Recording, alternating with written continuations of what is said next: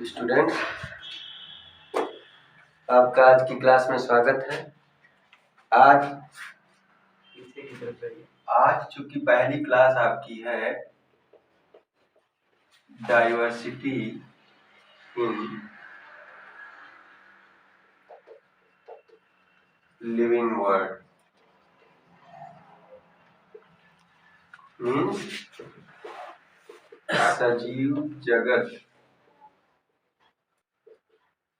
की विविधता। तो क्लास 11th की जीव विज्ञान का, बायोलॉजी का ये पहला चैप्टर है आपका, सजीव जगत की विविधता। हम इस क्लास को इस तरीके से अरेंज करेंगे, ऐसे पढ़ाया जाएगा इसमें कि ये क्लास इंग्लिश मीडियम और हिंदी मीडियम दोनों के लिए बेनिफिशियल हो। ठीक है, मैं इंग्लिश में जो चीजें लिखूंगा उसका हिंदी बताऊंगा, आप चाहें तो उसे नोट कर लेंगे।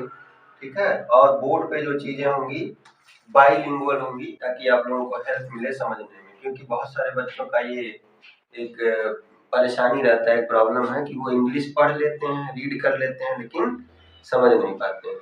तो ये उन लोगों के लिए है जो लोग नहीं समझ पाते हैं। अब हाई स्कूल तक की बात में, जो आपने 10th तक की बातें पढ़ी, क्लास 10th तक, तो क्लास 10th में आपने क्या पढ़ा? सीधे आपने ह्यूमन के बारे में कोई चीज पढ़ी और लिविंग और नॉन लिविंग के बारे में, लिविंग एंड नॉन लिविंग के बारे में थोड़ी सी इनको डिफ्रेंशिएट करना सीखा कि लिविंग क्या होते हैं, नॉन लिविंग क्या होते हैं। जो भी आपने 8 में पढ़ा या फिर 7 में पढ़ा या फिर 6 में पढ़ा, इसमें आपको सिर्फ इंट्रोडक्शन दिया जाता है। अब जब 11th में बच्चा आता है तो 11th में उसको उन्हीं सारी चीजों को डिटेल में पढ़ना है। तो पहले आप किसी पर्टिकुलर जीव या किसी स्पीशीज के बारे में नहीं पढ़ेंगे 11th में। 11th में आपको ये बताया जाएगा कि ये जो पूरे संसार में जितने सारे जीव हैं, इन जीवों में क्या विविधताएं हैं, इनमें क्या अंतर है, इनका नामकरण कैसे हुआ, इनका आइडेंटिफिकेशन क्यों होता है, इनका क्लासिफिकेशन क्या होता है। ठीक है, टैक्सोनॉमी क्या है, branch of science taxonomy, systematics क्या है, इन सब चीजों के बारे में पढ़ोगे। कोई ऐसा पर्टिकुलर स्पीशीज नहीं है जो पहले ही चैप्टर में शुरू हो जाएगा। पहला चैप्टर सिर्फ क्या है? डाइवर्सिटी इन लिविंग वर्ल्ड, यानी संसार में जो जीवित संसार है। अब आप अपनी चारों तरफ अगर देखोगे तो चारों तरफ क्या है? बहुत सारी चीजें दिखाई देंगी तुम्हें, बहुत। उसमें लिविंग भी है, नॉन लिविंग भी है। नहीं, उन सभी चीजों को आप डेली देखते हैं। अगर आप अपने देखने का नजरिया, अपने देखने का एरिया बढ़ाएं तो क्या होगा? आप देखोगे और भी सारी चीजें दिखेंगी। मान लीजिए आपके आसपास अभी 500 चीजें दिख रही थी, तो जैसे ही तुम देखने का एरिया बढ़ाओगे तो कितनी चीजें दिखने लगेंगी? हो सकता है 1000 प्रकार की चीजें दिखे। और बढ़ाओगे एरिया, और भी चीजें दिखेंगी, और भी तरीके के जीव दिखेंगे, बड़े सारे जीव दिखेंगे। मने आप जितना एरिया बढ़ाते रहोगे उतने तरीके के, उतने प्रकार के, उतने टाइप्स ऑफ लिविंग ऑर्गेनिज्म और नॉन लिविंग दिखेंगे। तो जो भी चीजें आपके आसपास दिखती हैं, दो प्रकार से आप कह सकते हैं कि some things are living things and some are non living things. Non living things, तो living things and non living things, ये बात आपको 8 में, 9th में, 10th में बता दिया गया है। अब लिविंग थिंग्स और नॉन लिविंग थिंग्स में कौन से ऐसे लक्षण हैं जिनकी वजह से हम जानते हैं कि ये भाई लिविंग है, ये नॉन लिविंग है। उन लक्षणों के बारे में, उन कैरेक्टरिस्टिक्स के बारे में हम इसमें डिसाइड करेंगे। ठीक है, इससे पहले हम ये जान लेते हैं कि ये चाहे ये लिविंग हो और चाहे नॉन लिविंग हो, ये थिंग्स बनी किस चीज से है। तो आप सभी जानते हैं कि ये सारी चीजें किसी न किसी एलिमेंट से मिलकर बनी है। एलिमेंट बने तत्व, ठीक है, किसी न किसी एलिमेंट से मिलकर बनी हुई। तो अब बात आती है कि नॉन लिविंग थिंग्स, मान लीजिए कोई वुड की चीज देखा आपने, लकड़ी का, तो आपने देखा कि वो लकड़ी का बना है। कोई चीज आपको कॉपर का बना है, कोई सिल्वर का बना है। ऐसे ही लिविंग थिंग्स किस चीज की बनी होती हैं? तो लिविंग थिंग्स जिस चीज की बनी होती हैं उसको कहा जाता है क्या? प्रोटोप्लाज्म माने हिंदी में जीव द्रव्य, ठीक है। यही जीव द्रव्य ही लिविंग थिंग्स को बनाता है। इससे प्रोटोप्लाज्म क्या बना है, और आप जानते हो कि लिविंग थिंग्स सारे के सारे सेल से मिलकर बने हैं, और सेल क्या होता है, प्रोटोप्लाज्म का बना हुआ है। प्रोटोप्लाज्म में जीव द्रव्य। अब इस सेल में एक चीज आपने देखा होगा, इस सेल के बाहर का जो आउटर कवरिंग है इसको हम कहते हैं सेल मेम्ब्रेन या फिर plasma membrane. Plasma membrane. Membrane का मतलब होता है झिल्ली, माने सारी सेल्स एक पतली सी झिल्ली से कवर्ड है। उस झिल्ली के अंदर, उस मेम्ब्रेन के अंदर लिक्विड फॉर्म में कुछ चीजें भरी, ठीक है, माने फ्लूइड है, तरल पदार्थ है, ठीक है, तरल पदार्थ। इस तरल पदार्थ में माने 3 पार्ट है इसके, आप ऐसे समझो, आप ऐसे कि तरल पदार्थ है। तरल पदार्थ की आउटर बाउंड्री ये सेल मेम्ब्रेन या प्लाज्मा मेम्ब्रेन, आप कुछ भी कहें, मेम्ब्रेन झिल्ली। इस मेम्ब्रेन के अंदर लिक्विड। अब इसमें क्या होता है, 3 पार्ट है। एक होता है इसमें न्यूक्लियस,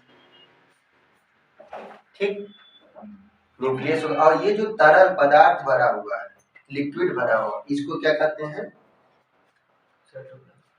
साइटोप्लाज्म, ठीक है, ये साइटोप्लाज्म।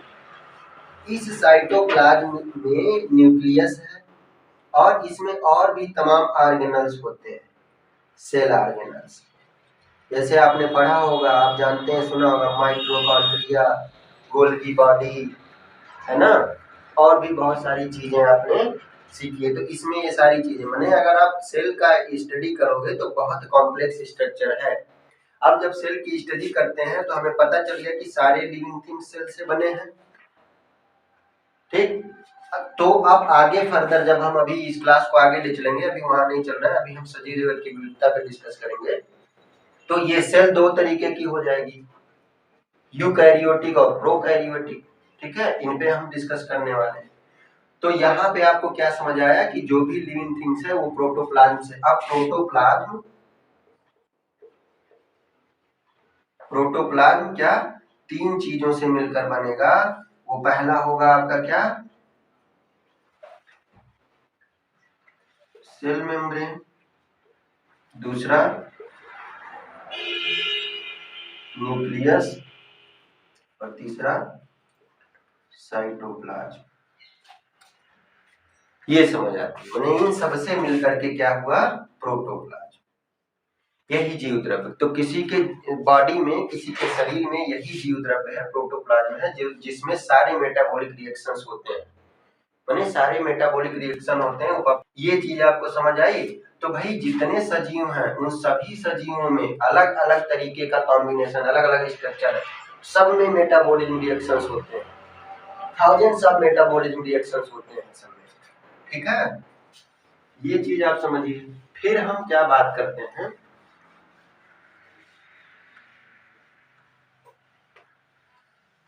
अब आपने देखा कि बड़े सारे जीव हैं बहुत, तो इन सजीवों में कई टाइप के जीव हैं। तो वैज्ञानिक बताते हैं कि जितने सजीव अभी तक इस धरती पे हैं वो, उनका नॉमेनक्लेचर हुआ है, कितने पाए गए अभी तक, 20 लाख। इतने टाइप्स के सजीव आपके आसपास, आपके आसपास नहीं, इस प्लेनेट पे, इस धरती पे 20 लाख प्रकार के सजीव हैं, जिसमें से वैज्ञानिकों ने जो वर्गीकरण, जो नामकरण किया है, वो बताते हैं कि 15 लाख जो हैं वो एनिमल हैं और 5 लाख प्लांट्स हैं। प्लांट्स मीन्स वनस्पति, ठीक है।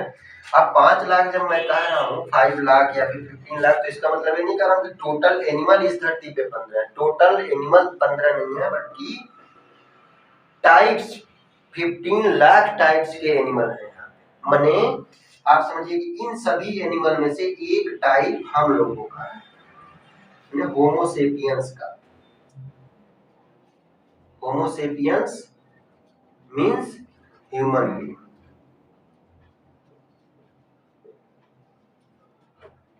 ह्यूमन बीइंग एक टाइप। और आप जानते हैं कि ह्यूमन बीइंग कितने हैं? एक देश में करोड़ों लोग हैं और कई सारे देश हैं, कई सारे कंटिनेंट हैं। तो आप समझिए कि पूरे पृथ्वी पे, पूरे अर्थ पे कितने सारे जीव होंगे, तो ह्यूमन होंगे सिर्फ। और ऐसे ऐसे कई माने 15 लाख प्रकार के हैं, 15 लाख प्रकार के हैं, और सिर्फ ह्यूमन ही 8 मिलियन है लगभग।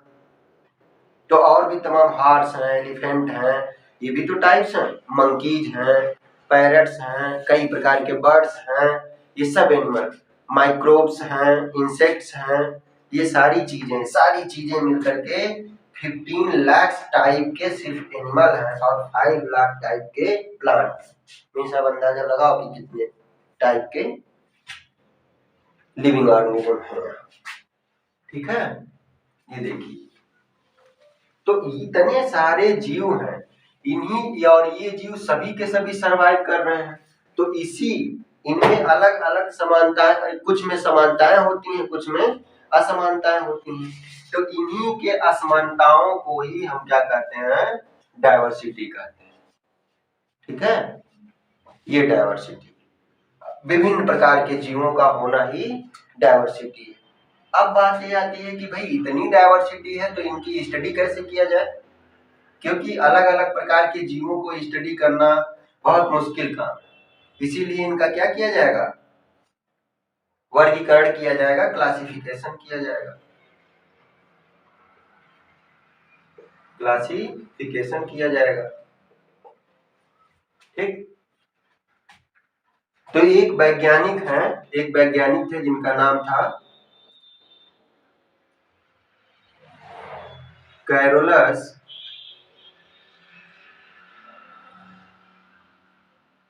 लिनियस, और इन्होंने नामकरण की पद्धति अपनाई। ठीक है, कि किसका क्या नाम रखा जाए, किसको किस ग्रुप में रखा जाए, ये सब तो साइंटिफिक नेम रखने की जो सिस्टम है उसका प्रतिपादन करने वाले समझ लो कैरोलस लिनियस जी हैं। ये बायोलॉजिस्ट है। ठीक है, तो अब साइंटिस्ट जो है वो इंश्योर कराते हैं कि हर जीव का एक नाम ही होना चाहिए, प्रत्येक जीव का एक नाम होना चाहिए। जैसे आप अगर ऐसे समझें कि भाई लोकल में आप किसी जीव को कुछ कहते हैं, मान लीजिए कैट को आप कैट कह रहे हैं, यहाँ पे ऑस्ट्रेलिया में कैट को कोई कुछ और कहे, अमेरिका में कोई कुछ और कहे, अलग अलग लोकल भाषाओं में अलग अलग नेम हो तो फिर परेशानी शुरू हो जाएगी ना, कैसे पता चलेगा किस चीज की बात हो रही है? तो इन लोगों ने क्या किया कि भाई एक स्टैंडर्डाइजेशन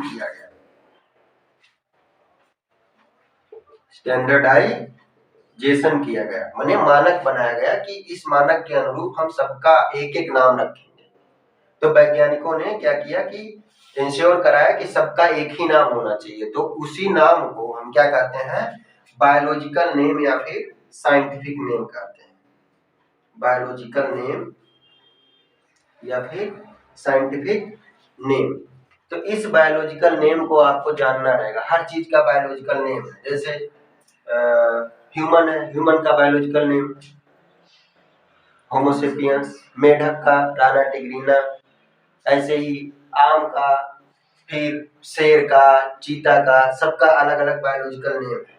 और ये बायोलॉजिकल नेम बनाए गए, इनमें 2-3 बिंदुओं को ध्यान में रखा जाता है कि जो नेम होगा वो कैसा होगा? लैटिन वर्ड का होगा। जो नेम रखे जाएंगे वो वर्ड कैसे होंगे? Latin word. और वो लिखे जाएंगे कैसे? इटैलिक्स में। नाम लिखते समय उसमें 2 वर्ड होंगे। ठीक है, 2 वर्ड होंगे। पहले वर्ड का जो पहला कैरेक्टर होगा वो कैपिटल लेटर में होगा, और सेकेंड वर्ड का पहला कैरेक्टर स्मॉल लेटर में होगा। ठीक है, जो पहला वर्ड होगा वो स्पीशीज के जीनस को प्रदर्शित करेगा। जीनस माने जाति, कि वो किस जाति का है। और ये जो होगा वो स्पेसिफिक